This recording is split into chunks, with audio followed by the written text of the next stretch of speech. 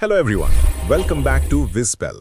आज हम class 11th political science का चैप्टर 8 लोकल गवर्नमेंट्स को डिटेल में समझेंगे। क्या आपने कभी सोचा है कि आपके घर के बाहर की सड़क टूट जाए तो प्राइम मिनिस्टर उसे ठीक करने क्यों नहीं आते?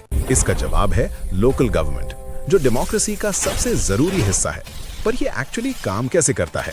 सबसे पहले लोकल गवर्नमेंट का मतलब है गांव यानी विलेज और जिला यानी डिस्ट्रिक्ट लेवल पर बनी सरकार। इसका मेन काम है आम लोगों की डेली लाइफ की प्रॉब्लम्स को सॉल्व करना, जो सेंट्रल या स्टेट गवर्नमेंट दूर से नहीं कर सकती। लोकल गवर्नमेंट का सबसे बड़ा फायदा ये है कि इसमें डिसीजन लेने वाले लोग आपके बीच के ही होते हैं। लेकिन क्या आप जानते हैं कि इंडिया में लोकल गवर्नमेंट का आइडिया आज़ादी से पहले ही शुरू हो चुका था?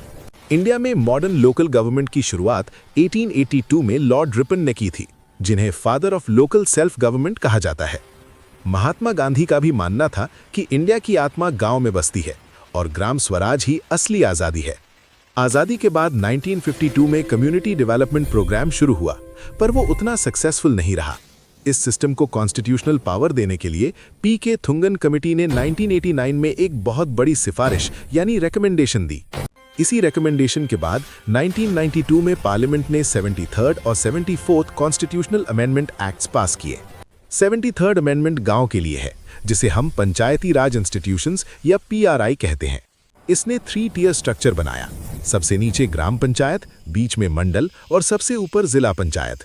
लेकिन इस सिस्टम की सबसे पावरफुल बॉडी कोई नेता नहीं बल्कि ग्राम सभा है, जिसमें गांव का हर वोटर मेंबर होता है। डेमोक्रेसी को सबके लिए बराबर बनाने के लिए इस एक्ट ने सीट्स रिजर्व करना कंपलसरी कर दिया। महिलाओं यानी विमेन के लिए हर लेवल पर कम से कम 1/3 यानी 1/3 सीट्स रिजर्व की गई हैं। इसके अलावा एससी और एसटी कम्युनिटीज के लिए उनकी पॉपुलेशन के हिसाब से रिजर्वेशन दिया गया है। पर सवाल यह है, इन इलेक्शंस को कंडक्ट कौन करवाता है? क्योंकि इलेक्शन कमीशन ऑफ इंडिया तो ये काम नहीं करता। इसके लिए हर स्टेट में एक स्टेट इलेक्शन कमीशन बनाया गया है, जो लोकल इलेक्शंस के लिए पूरी तरह जिम्मेदार है। सरकार चलाने के लिए पैसा चाहिए, इसलिए एक स्टेट फाइनेंस कमीशन भी बनाया गया। ये कमीशन डिसाइड करता है कि स्टेट गवर्नमेंट अपने रेवेन्यू का कितना हिस्सा लोकल बॉडीज को देगी। ये तो बात हुई गांव की, लेकिन शहरों यानी सिटीज के लिए 74th अमेंडमेंट में क्या खास है? 74th अमेंडमेंट एक्ट शहरी इलाकों यानी अर्बन लोकल बॉडीज यानी नगर पालिकाओं के लिए बनाया गया है। अगर किसी इलाके की पॉपुलेशन 5000 से ज्यादा है और वहां के 75% पुरुष खेती यानी एग्रीकल्चर नहीं करते, तो वो अर्बन माना जाता है। बड़े शहरों में म्यूनिसिपल कॉर्पोरेशन होती है और छोटे शहरों में म्यूनिसिपल काउंसिल।